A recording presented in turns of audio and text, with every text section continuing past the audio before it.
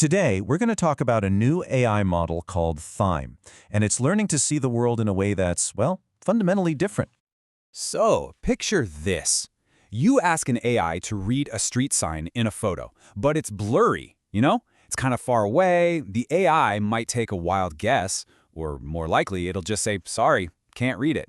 But what if it didn't have to guess?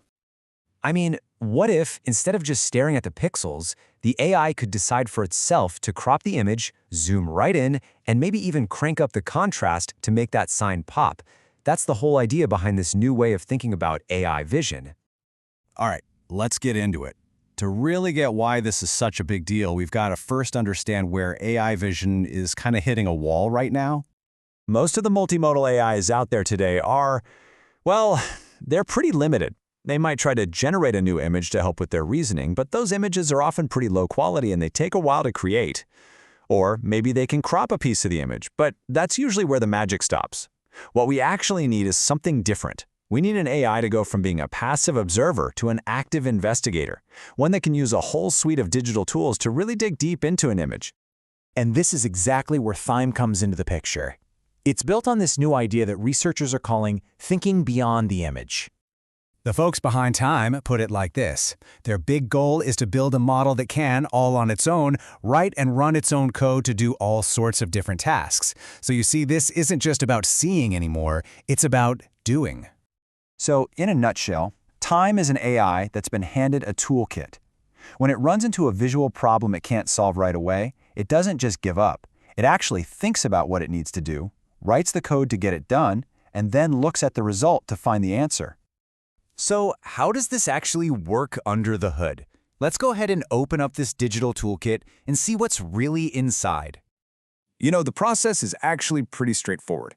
First, Thyme looks at the problem. Is it the picture clear? Is the question tricky? Then, if it needs to, it writes a little blueprint, a small piece of Python code. This code gets sent to a secure workshop, basically a sandbox environment where it can run safely. And this sandbox is smart. It even fixes little coding mistakes. Finally, the result, whether it's a zoomed-in picture or a number it just calculated, is sent back to the model, which uses this new piece of information to give a much better final answer. Of course, an AI doesn't just know how to do all this from the get-go. It has to be trained. You can think of it like teaching a craftsman how to use every single tool in their workshop, one by one. Thyme gets trained in two main stages. The first one is called supervised fine-tuning. This is like basic training. The model just plows through 500,000 examples, learning the nuts and bolts, how to write code to crop, how to write code to rotate. The second stage is reinforcement learning, and this is more like advanced training. Here, the AI learns a kind of wisdom. It figures out when it's a good idea to use a certain tool, and it gets a little reward for making smart choices that lead to the right answer. But to really make that advanced training stick, the researchers came up with a kind of secret weapon. It's a really clever trick called adaptive temperature sampling, and it helps the AI strike the perfect balance between being creative and being precise.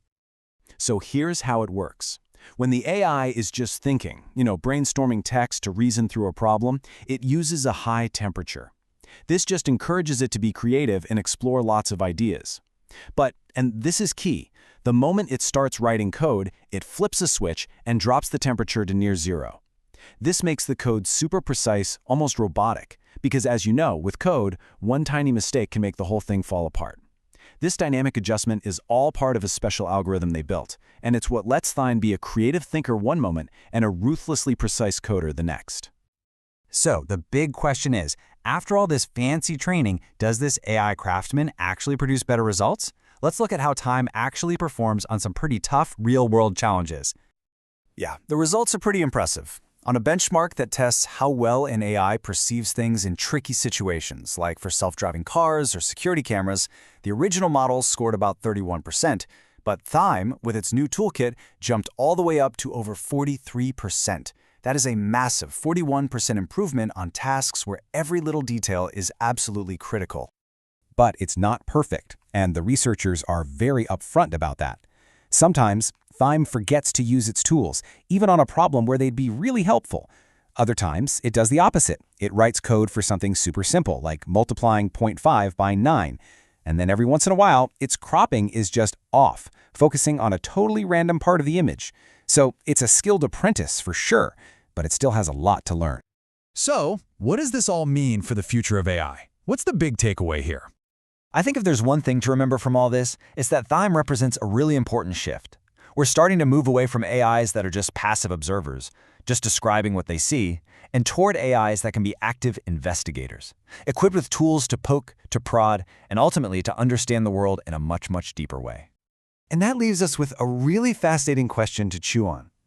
Today, AI is learning to upgrade its own vision with tools. It really makes you wonder, what's next on the horizon? What other senses, maybe hearing or touch, or even something we can't imagine, could an AI learn to enhance with a toolkit that it builds for itself?